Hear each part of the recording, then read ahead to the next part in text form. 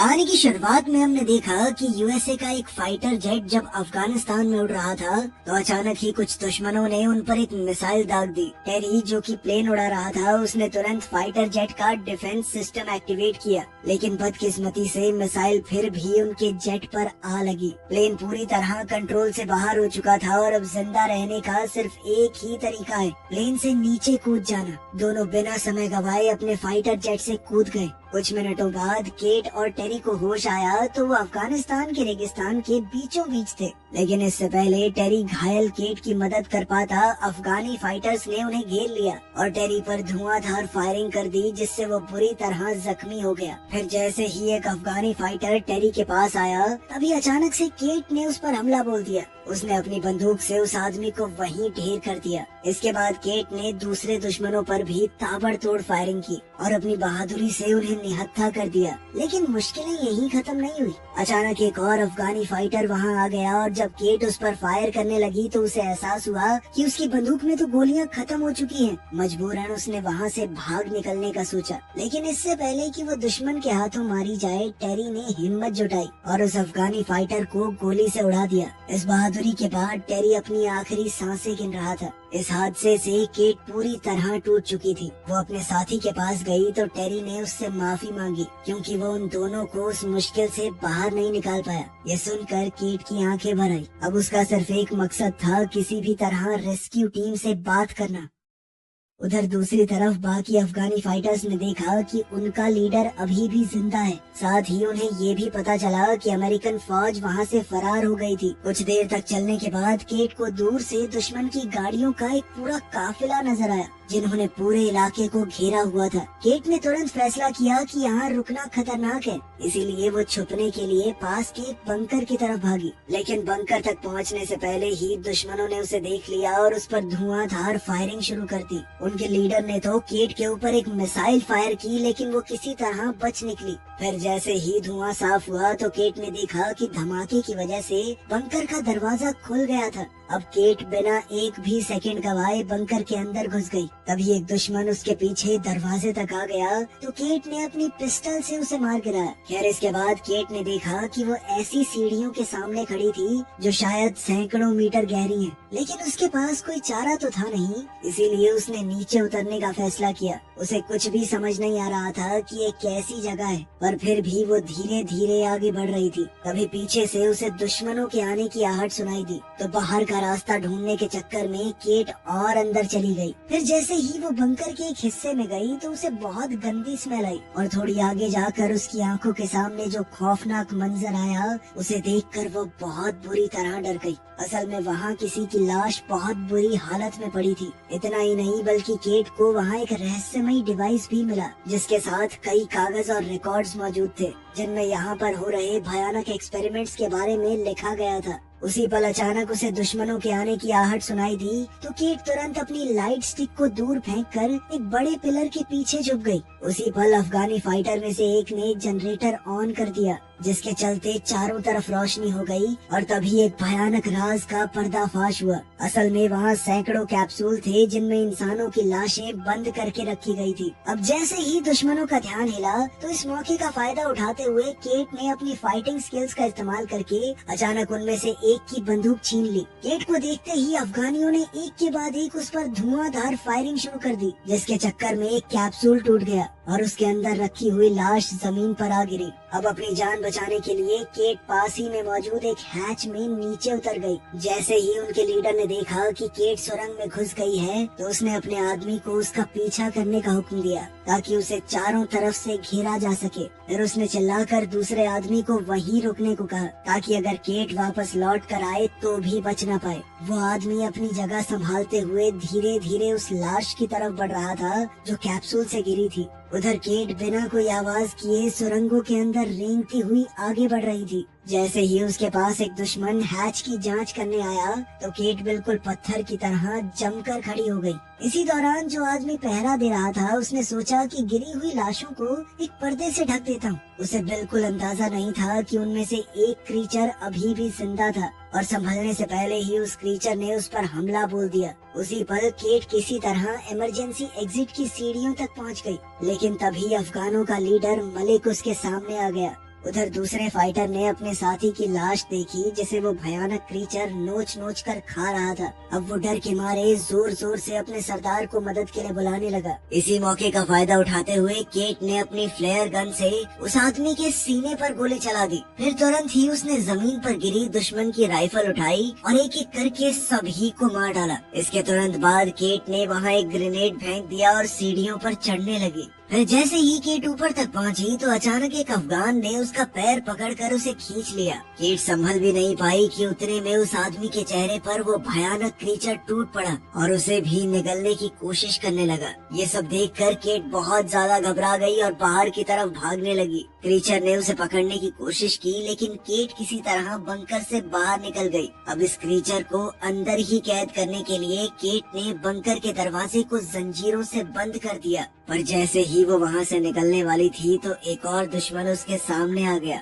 लेकिन जब उस आदमी ने देखा कि वो क्रीचर बंकर से बाहर निकलने की कोशिश कर रहा है तो वो डर के मारे वहाँ से भाग निकला। तब केट भी अपनी जान बचाकर फरार हो गई। लेकिन कुछ दूर जाते ही अपनी गहरी चोट की वजह से वो जमीन पर गिर पड़ी। इस दर्द को सहने और चलना जारी रखने के लिए उसने दवाई का सहारा लिया। फिर कुछ दूर जाने पर अचानक फौजियों की गाड़ी उससे जा टकराई। जैसे ही फौजियों को एहसास हुआ कि ये तो उनकी ही साथी है तो वो तुरंत उसकी मदद के लिए दौड़े।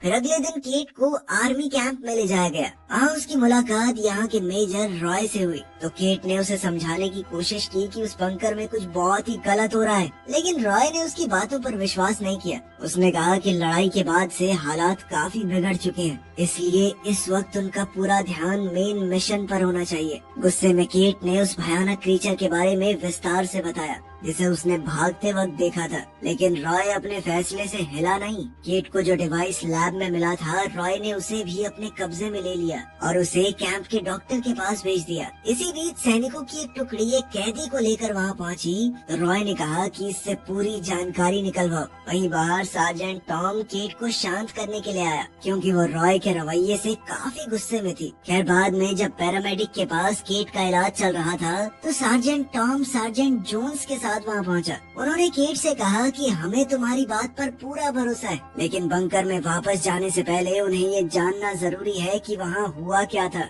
ये सुनते ही केट ने एक रशियन लाइन लिखी जो उस बंकर के दरवाजों पर लिखी हुई थी। उसकी याददाश्त बहुत तेज है तो उसे सब कुछ अच्छे से याद था। लेकिन केट ये नहीं जानती थी कि आखिर इसका मतलब क्या है। तभी अफगानी कैदी ने बीच में कहा कि ये एक चेतावनी है, इसका मतलब है कि इसे खोलना मना है। इसके साथ ही उस आदमी ने दावा किया कि केट ने उस बंकर के बारे में जो कुछ भी बताया सच उससे कहीं ज्यादा भयानक था, इतना कि वो लोग सोच भी नहीं सकते। इस बात पर टॉम थोड़ा उलझन में पड़ गया। उसने कहा कि अगर उस पर रशियन भाषा में लिखा गया है तो लगभग 30 साल पहले उसे बंद कर दिया गया होगा, क्योंकि 30 साल से यहाँ पर रशिया से कोई नहीं आया। तभी डॉक्टर ने उसकी बात को काटते हुए कहा कि कोई भी इंसान इतने सालों तक बंद रहकर जिंदा नहीं रह सकता। इस पर उस कैदी ने एक और खौफनाक बात कही। उसने बताया कि उस बंकर के अंदर जो जीव जिंदा है वो इंसान है ही नहीं। इस बात ने पूरे ग्रुप को गहरी चिंता में डाल दिया।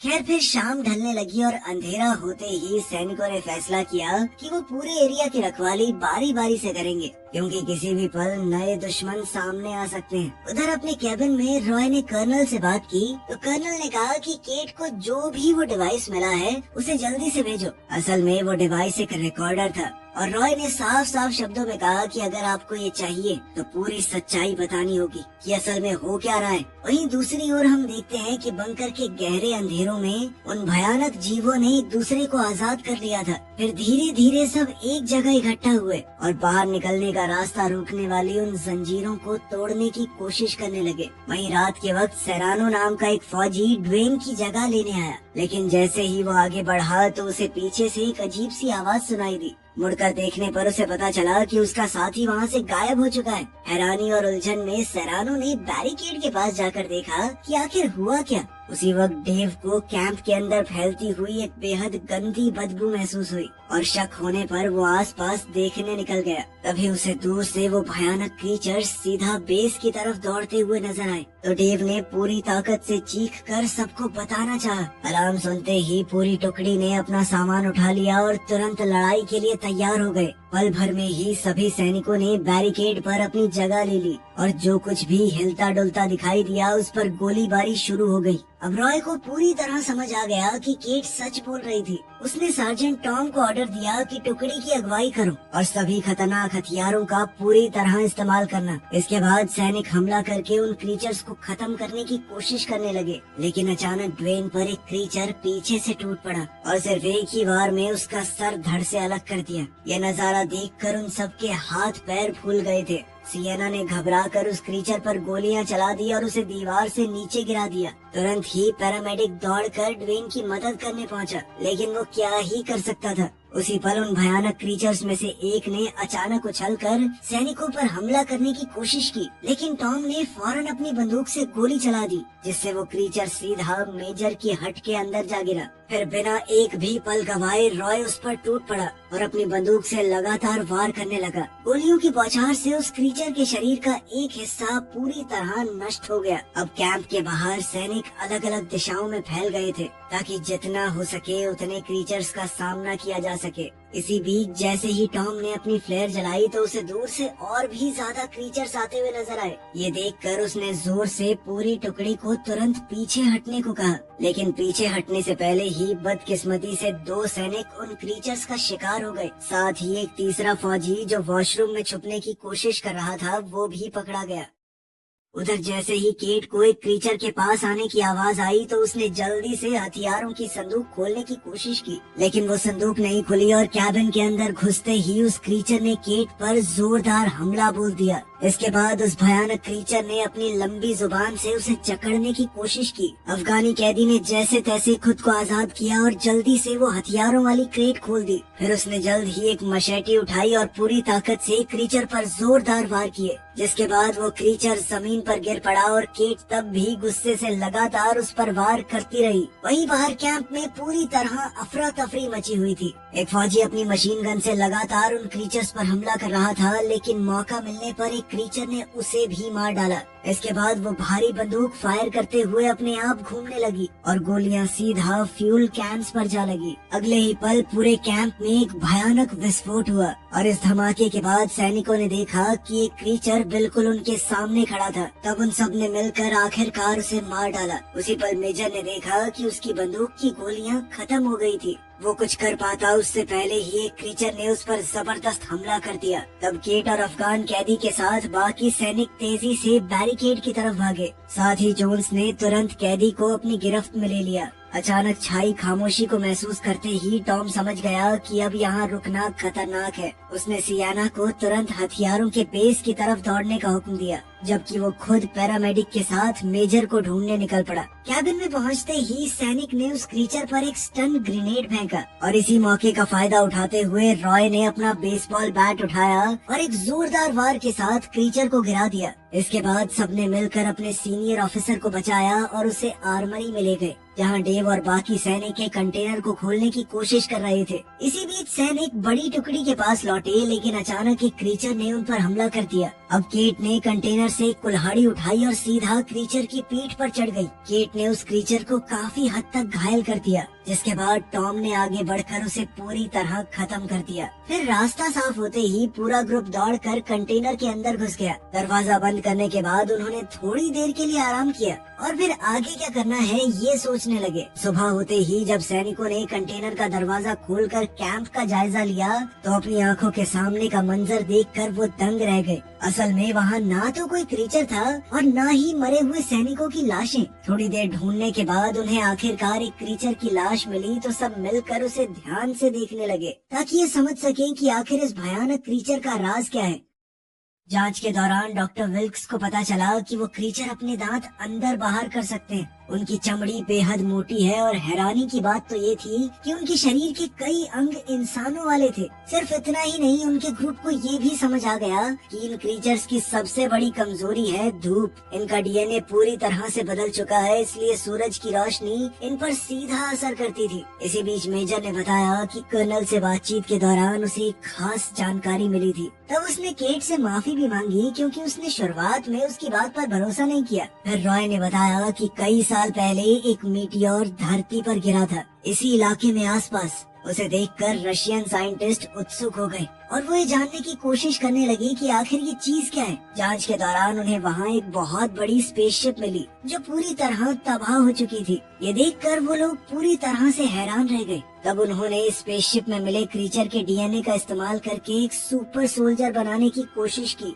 ये सुनते ही केट चिंता में आ गई। उसने बताया कि उसने अंडरग्राउंड बंकर के अंदर कैप्सूल्स में तैयार होती हुई एक पूरी सेना देखी थी जो किसी भी पल जाग सकती है, इसीलिए उन्हें तुरंत वहाँ से निकलना होगा। लेकिन अब उनके सामने मुश्किल ये थी कि रेगिस्तान से निकलने के लिए उनके पास फ्यूल नहीं है। हालात को समझते हुए उन सबको ये एहसास हो गया कि अब उन्हें यहीं रुककर इन क्रीचर्स का सामना करना होगा। रॉय ने सबके सामने वादा किया कि वो आखिरी सांस तक अपने साथियों के साथ लड़ता रहेगा। तभी अचानक टेबल पर पड़ा हुआ वो क्रीचर दोबारा से जिंदा हो गया। वो चारों तरफ मौजूद लोगों पर हमला करने लगा और अपनी लंबी जुबान से केट का सर निगलने की कोशिश की। तब खुद को बचाने के लिए केट ने जोर से अपना सर ही उस क्रीचर पर दे मारा। तब रॉय को एहसास हुआ कि ऐसे तो उसकी पूरी टुकड़ी ही खत्म हो जाएगी। तब उसने अपना ग्रेनेड निकाल लिया और बिना एक भी पल सोचे रॉय सीधा उस मॉन्स्टर पर कूद पड़ा। अगले ही पल जबरदस्त विस्फोट हुआ जिसमें उसका शरीर पूरी तरह से नष्ट हो गया। अभी टॉम घबराकर अपने दोस्त की मदद करने के लिए दौड़ा,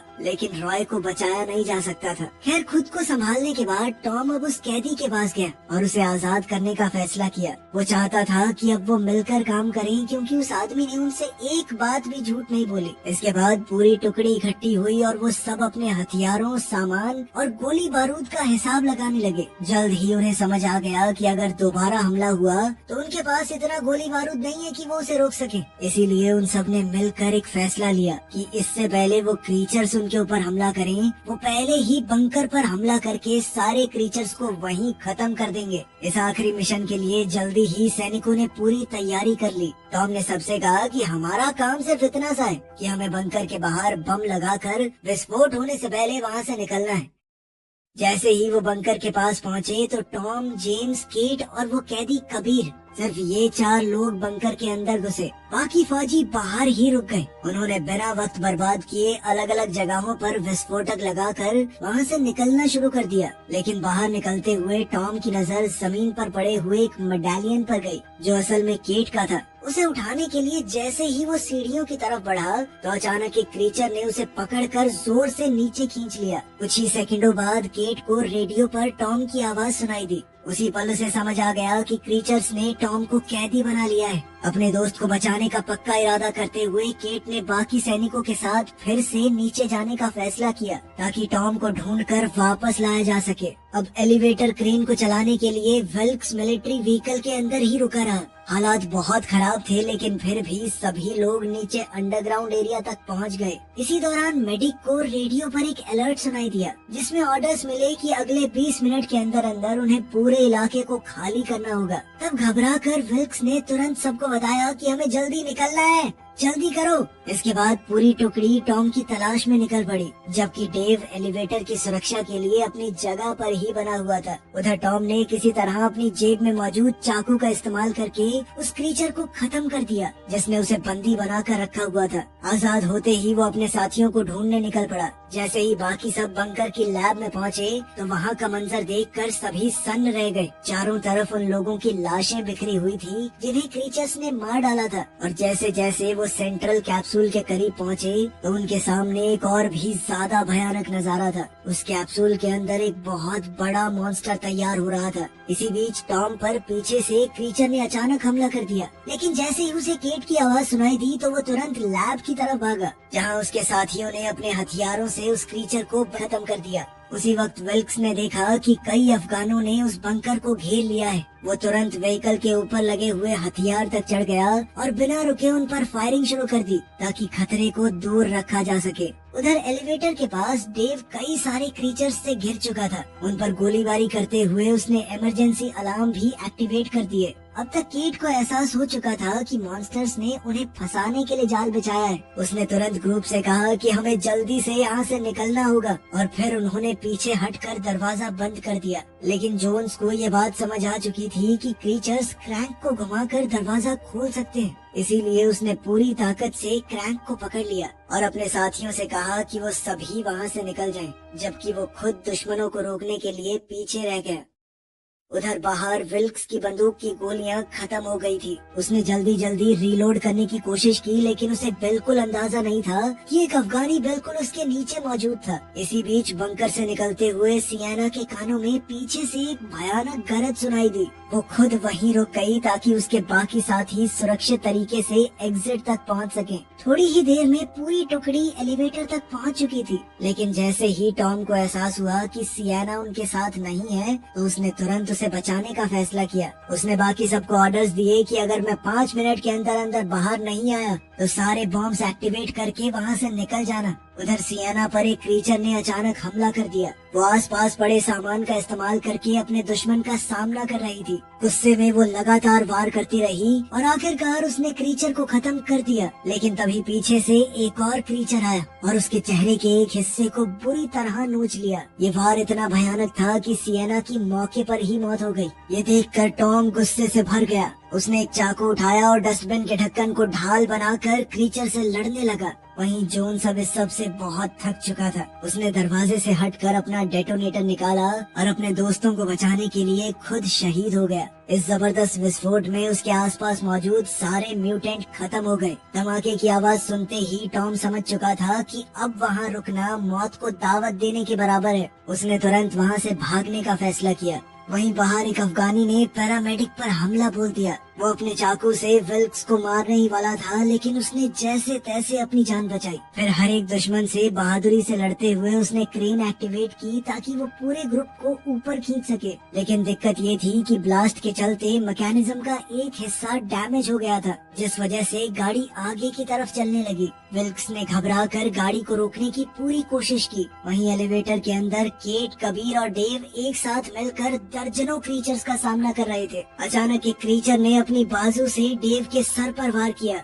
और वो वहीं पर ढेर हो गया। जैसे ही पैरामेडिक को समझ आया कि क्रेन को अब रोका नहीं जा सकता, तो उसने गाड़ी की दूसरी तरफ कूदने का फैसला किया। इसी बीच उनकी लड़ाई के दौरान कबीर को सीढ़ियों के ऊपर मिलिट्री व्हीकल दिखाई दिया, लेकिन तभी एक क्रीचर ने उसे पकड़ लिया और कबीर समझ चुका था कि अब उसका बचना मुश्किल है। उसने जोर से चिल्लाकर केट को प्लेटफॉर्म से कूदने को कहा। उसकी वजह से बिल्कुल ऐन मौके पर केट की जान बच गई, जबकि एक जबरदस्त धमाके में कबीर और बाकी सभी क्रीचर्स खत्म हो गए। कुछ सेकंडों बाद केट की मुलाकात टॉम से हुई। दूसरी तरफ विल्क्स पर अभी भी कुछ दुश्मन जानलेवा हमला करने वाले थे, लेकिन आखिरी पल पर उनकी टीम वहां पहुंची और अपने हथियारों से सबको खत्म कर दिया। थोड़ी देर बाद उनके ग्रुप ने देखा कि मिलिट्री प्लेन एक न्यूक्लियर मिसाइल फायर कर रहा है। तब वो लोग तुरंत एक गाड़ी में बैठकर वहां से भागने की कोशिश करने लगे। आखिरकार एक बड़ा बम जमीन पर आ गिरा और रेगिस्तान के कई किलोमीटर के इलाके में सब कुछ तबाह हो गया। इस धमाके में मुश्किल से सिर्फ 3 लोग अपनी जान बचा पाए थे। वो ये समझ चुके थे कि यह हमला इस बात को यहीं दबा देने के लिए किया गया था, और उन्होंने भी बिना पीछे देखे हमेशा के लिए उस जगह को छोड़ दिया। वीडियो पसंद आई तो लाइक कर देना, चैनल को सब्सक्राइब कर लेना। मिलते हैं अगली वीडियो में।